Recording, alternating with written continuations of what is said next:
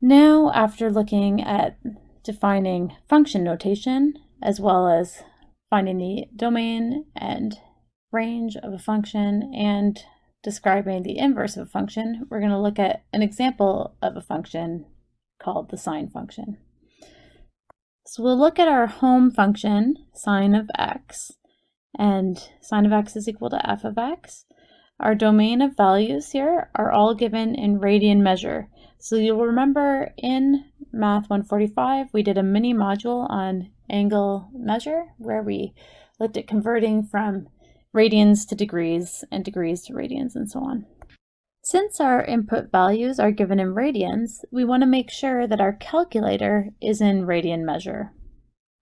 With trig functions, whatever our input value is will determine what function our calculator should be in.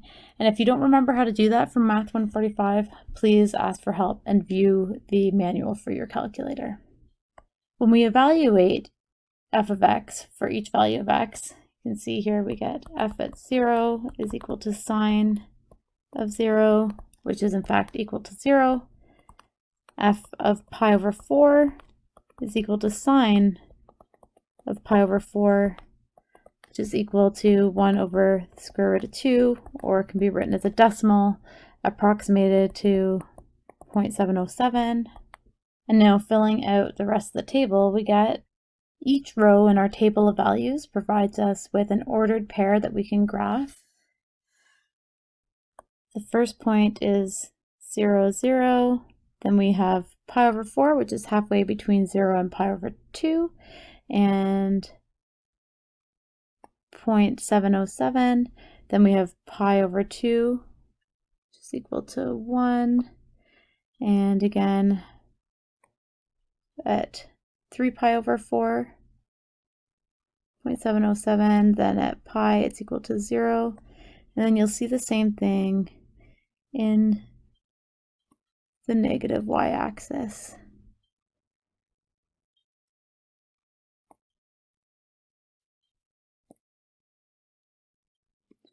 And we can connect these points with a nice smooth curve to show the graph of f of x is equal to sine x. In looking at this graph, we can see that the y values, which represent our range, are limited between -1 and +1, and our domain is all real numbers. You can put any values into the sine x function, any real numbers, but we'll only get values between -1 and +1. We're going to look at various transformations of functions. So looking at our sine x function that we graphed above, we want to know how it compares to f of x is equal to 2 sine x. First, I'll graph the sine x function that we have above. So right now we have the graph of f of x is equal to sine x. If we look at the graph of g of x is equal to 2 sine x, you take all the values of sine x and we're going to multiply them by 2. You could do so in a table of values or by multiplying the y value at each value of x. So at x equals 0, we know you can multiply 0 by 2 and it remains 0. At pi over 2, we know that the y value is equal to 1, so now it will be equal to 2. 0 remains the same all the way along. And at 3 pi over 2, we end up getting -2. So what happens is that your entire sine curve is stretched vertically, and you get, so this is g of x is equal to 2 sine of x. Your domain of g of x remains the same, but the range will range from -2 all the way up to +2. So in this case, the a value, and the a value refers to the coefficient in front of sine x, is 2, which the absolute value of 2 is greater than 1. Therefore, we ended up having a vertical stretch. And I'll demonstrate what happens in a moment, but if the absolute value of a is less than 1, then you end up getting a vertical compression. Okay, let's look at those in Desmos. So follow the link above. So following the link from our notes to Desmos, we can see that we have y is equal to a sine x. And we have our coefficient of a is equal to 1. That's our home graph, just y is equal to sine x. And what we just graphed by hand was when a is equal to 2. And you can see, so I'm going to zoom out in Desmos. You can see that we have a periodic function, so sine curves, although we've only been graphing it between 0 and 2 pi, which 2 pi is roughly 6.28, so we've done a single period of our sine curve. We're going to get into defining all of these terms for sine, our trigonometric functions later, but we've only been looking at a single period, so from 0 to 2 pi, but it actually is periodic and continues in the same trajectory along the entire x-axis. But you can see here when a is equal to positive 2, our values for the range go from negative 2 up to positive 2. Whereas if we decrease our a value to be less than 1, so let's say some decimal like 0.5 or 1 over 2, we have a vertical compression. The other thing we can do here is graph our home function, so we can compare it always to sine of x. And when we have our regular sine x function, you compare it to 0.5 times sine x, and this red line is a vertical compression. And as you increase to above 1, you end up getting a vertical stretch. So you can have a compression, and then as we get into negative values, up until negative 1, we have a compression, and then when it equals 1, it's just an exact reflection in the x-axis. Again, we'll be looking at more to do with trig functions in the next module. And as it increases or decreases less than negative 1, we get a stretch. So I encourage you to head to Desmos and compare the functions yourself, and it's going to be a great graphing tool to use throughout the course. Now looking at g of x is equal to sine of 2x, h of x is equal to sine of x divided by 3, and our home graph of f of x is equal to sine x. We want to look at how each of these compare and describe these transformations. I'm going to head right to Desmos using this calculator. And when we're looking at Desmos, we can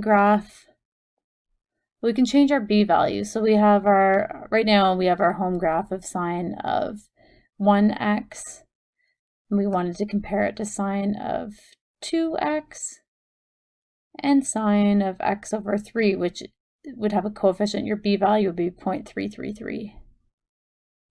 So about that. But let's compare each of those. So I'm going to set the value of b of equal to 1. That's our home curve. And then we want to compare it to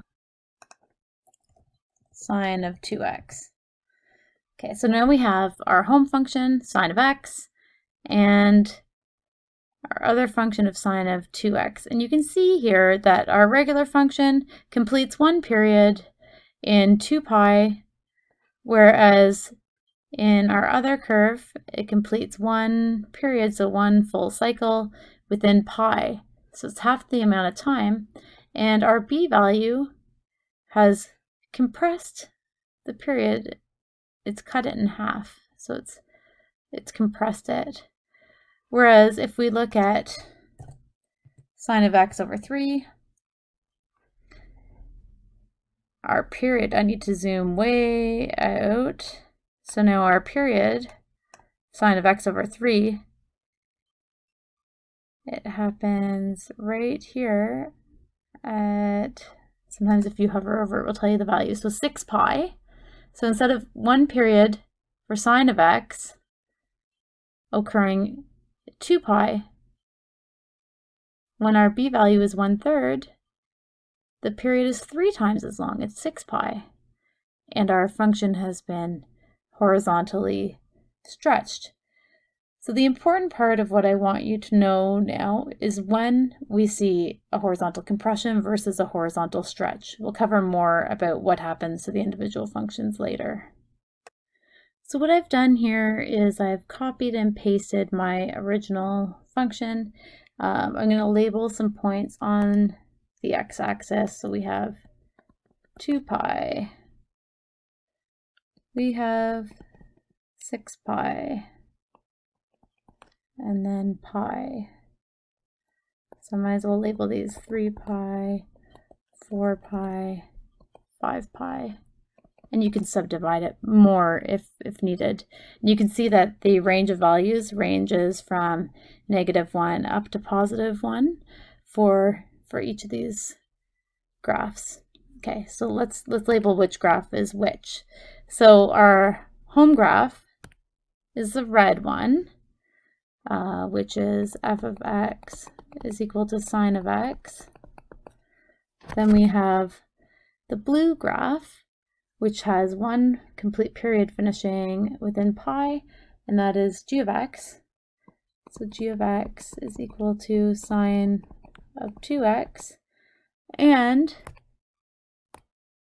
we have sine of x over 3, which is the green one, which finishes in a complete period in 6 pi.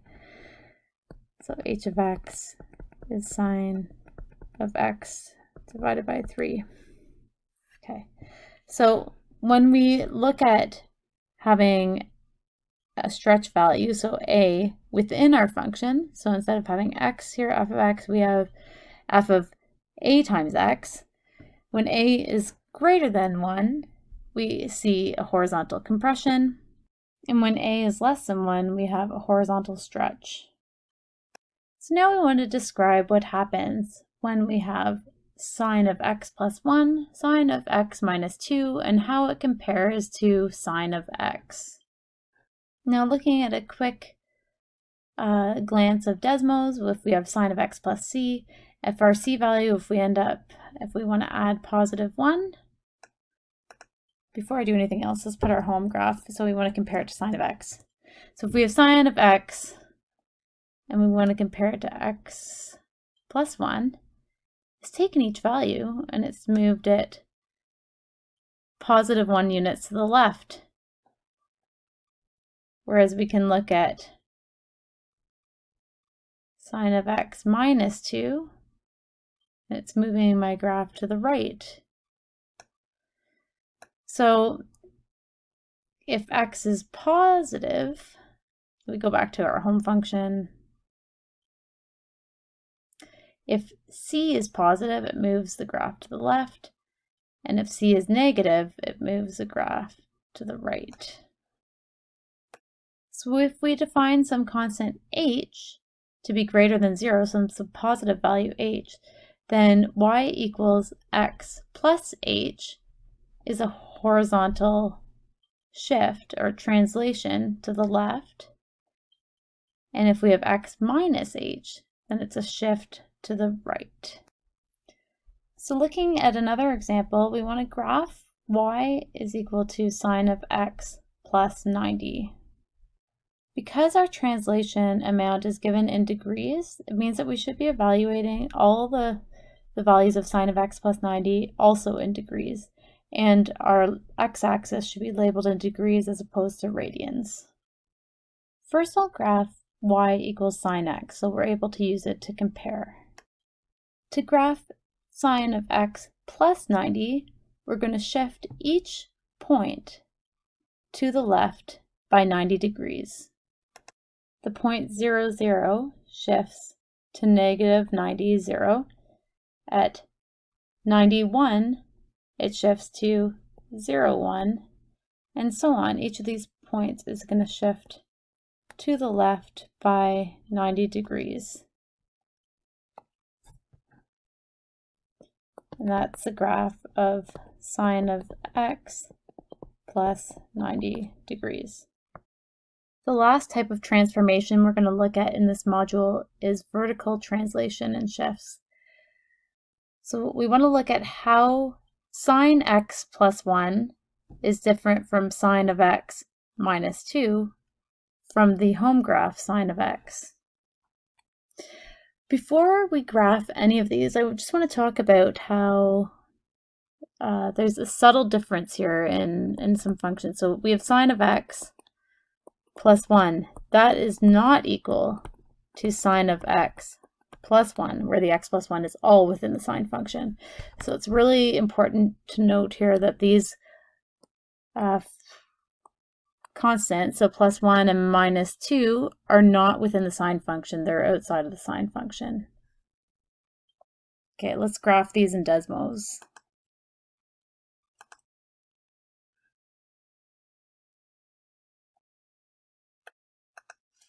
Okay, I'm going to add in our original home function, so sine of x, and then we can look at sine of x plus 1.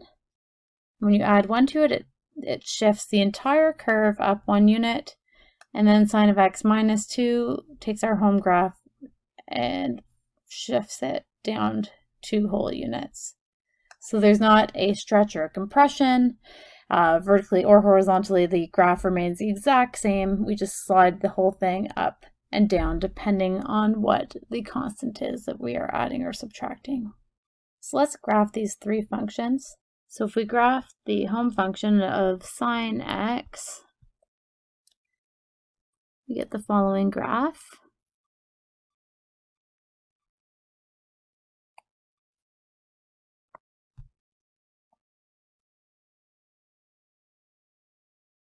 And notice this is just a sketch. It's definitely not perfect. And that's f of x is equal to sine x. Now with the g of x is equal to sine x plus 1.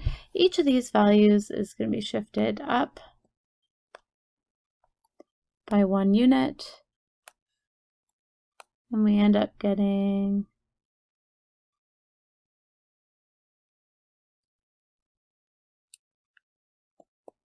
g of x is equal to sine x plus 1. The last one we're going to graph is sine x minus 2.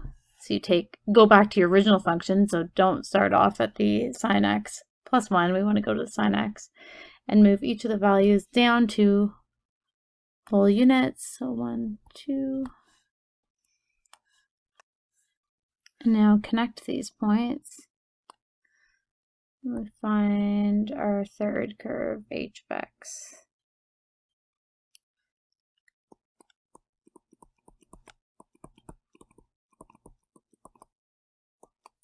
Sine x minus 2.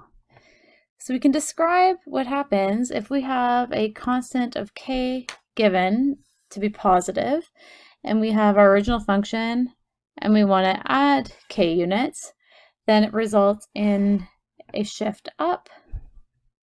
Whereas if we're subtracting the positive value of k, then it results in a shift down.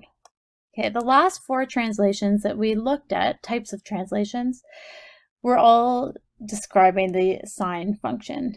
But what is important to note is that all of these translations are the same no matter what function you're dealing with. So if you are adding a constant to the end of a function, it's going to shift your graph up.